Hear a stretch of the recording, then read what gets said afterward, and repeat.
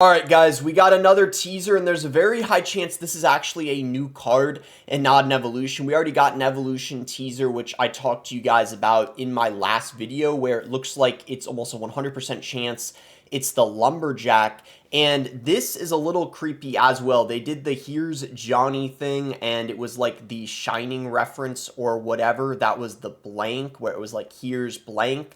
And then they did what appears to be another horror movie reference. I don't know for sure. Maybe it's just a coincidence, but they said here, smile. You are in the arena with a smiling emoji. And as you can see, it's a smile with a tooth missing. And notice how there's something inside of that missing tooth. I'll actually get to that in just a minute. And it's actually something you guys will want to pay attention to because it's something you guys can do as well. There's no way this is a reference to the Smile movie, right? Where it's the woman here on the cover picture for the movie and she's like smiling and it's kind of creepy. I don't know, kind of weird though, especially because we're only in January or end of January anyway. We're not even in October. But if we look at the replies here, I wouldn't be smiling if I ruined a perfectly good game like Clash Royale. Shame on your whole team. Broken link, balanced release is all I'm asking for. Is this a minor evolution? Released it already, got them all this month via Lucky Drop, so people are already assuming it's a new card and not an evolution, and I think there's a very good chance of that as well. Not smiling after that loss. My smile is the second smile. Smash, okay, people got to relax a little bit. Bonnie, I don't know if that's a Brawl Star character or something. I don't know for sure. And then you see here the link in the tooth, which I'll get to in just a second. Minor evolution, okay, the minor's not missing a tooth, but maybe he's talking about it just like leaves for some reason, that the tooth just leaves. Maybe the minor hits his teeth on something in the mine underground. Who even knows? But anyway, it looks like there's a very high chance it's a new card. That's what a lot of people are saying anyway. And I would agree with that as well. And if you actually look at their Instagram post, you see more. You see more than just the smile. You actually see the bottom of the face as well as kind of like what they're wearing a little bit. And of course, the Instagram comment section is absolutely bonkers, as you'd expect. The difference between the Instagram comment section and the Twitter one is actually crazy. Instead of buffing Minor, you add Minor. What is that? I always thought the most OP card in Clash Royale was the pack out. Turns out it was the credit card. P. Diddy is in the arena, and then they're showing, that's the character, I believe, from, what's it called? It's that fish movie. Finding Nemo. Yeah, that's that girl in that movie, people are saying. Police coming in. I don't know just like what the heck is going on, but are they saying about their players' kids? So yeah, looks like some new characters coming to the game inside of Clash Royale. As far as the actual, if we zoom in, you guys will be able to see. But if we go here, magnify image, I think it is, you can see supr.cl/tooth. So let's see if I can remember this here as I'm typing it in. supr.cl/tooth. So if we go to this here, what you guys will notice is you get to claim a reward inside of Clash Royale. Is it possible that this was all the post was, just about claiming a reward? I feel like that's very unlikely. Now that I'm on my computer, obviously, we're going to have to convert to mobile to actually be able to claim the reward. So bear with me. We just had to switch to that. So you guys will see, what are we actually claiming here? Well, if you go in the game, you see, do you wish to claim your reward now? And if we go ahead and claim it, rewards received, you get a lucky drop. Wow, a 2-star lucky drop. How generous. I suppose it can be upgraded though, technically speaking, if you get lucky. Oh, okay, 3. Oh, well, no, wait, we get a 5-star. Let's go. Wow, the luck, man. As I'm recording this, wow, bro, that's crazy. I swear I was not given like a boosted account by Supercell just because I'm a creator.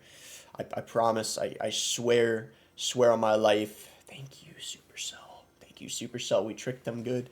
But yeah, so we even got an extra tap as well. That's actually pretty crazy. Wow, this is like, I think only like the third 5-star one I got. We got a book of cards. I mean, I'm pretty much maxed, but anyway, still pretty cool. So make sure to get that, guys. You might end up getting a 5-star one as well if you're lucky. But that's that, basically. So we've seen a ton of people cry about the Rune Giant and the Goblin Giant in heavier decks recently, like the P.E.K.K.A 2. Now it's time to see someone cry about Cycle and mix things up for once. Cycle decks are overpowered and need a nerf.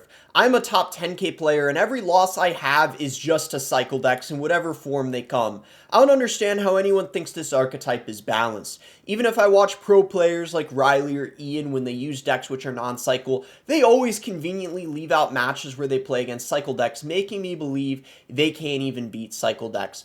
Pretty much every top pro plays a cycle deck. Why? How does Supercell consider this archetype balanced when there's no variety in the highest level of play? I feel like I make all the right plays and I still can't win. I have loads of decks, and the only way I can beat a cycle deck is if I use a cycle deck myself, which just becomes a cringe fest of chip damage. It feels like Clash Royale has totally lost the memo of making positive trades and building a big overwhelming push to take the tower. Log is OP, skeletons are OP, spirits are OP, cannon is OP, and that is all facts, to be fair. The only people who think these are balanced are people who conveniently use them themselves, except pros who also admit they're too strong and have been for years. Big spells do much more damage to everyone except cycle players. Cycle players don't suffer from bad hands as much as everyone else. Evolutions make cycle decks even more busted than they already are. It is straight up boring watching the same 2 or 3 cards being played every single game in the exact same way. A golem costs 8 elixir and gets countered by 1 elixir skeletons or even a lone cannon.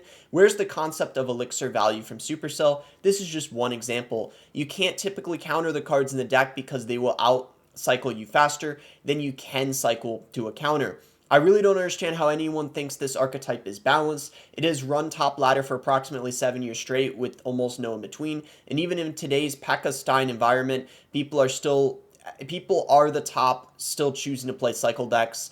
Too long, don't read. Nerf the shit out of cycle decks. Oh my gosh, bro was kind of on a big rant there. Well, if we check the leaderboard, this is kind of a beatdown meta, but what's really funny is I like how #1 in the world is using Hog Cycle. Like, literally everyone's complaining about Rune Giant, Goblin Stein, Evo P.E.K.K.A, and then bam, #1 in the world is just running Hog Cycle. Like, that's just kind of funny. It kind of proves the guy's point. I mean, we see #2 Lava, #3 Gob Giant Rune, and then #4, same thing, Splash Yard. Hey, there we go, #6 running another cycle deck, Pigs, right? That's a deck that's been viable for like 3 years. Splash Yard, though, has been good for such a long time as well. Another person running Pigs, Loon Cycle, Pigs. Look at that. Cycle's still doing well. I mean, it's currently first. I mean, this is kind of one of the first metas I feel like we've had in a while where Beatdown actually is kind of on the same level as Cycles. So, yeah, I definitely don't know why Cycle players could possibly be complaining about Beatdown. I can understand why people complain about Cycle, but honestly, both of them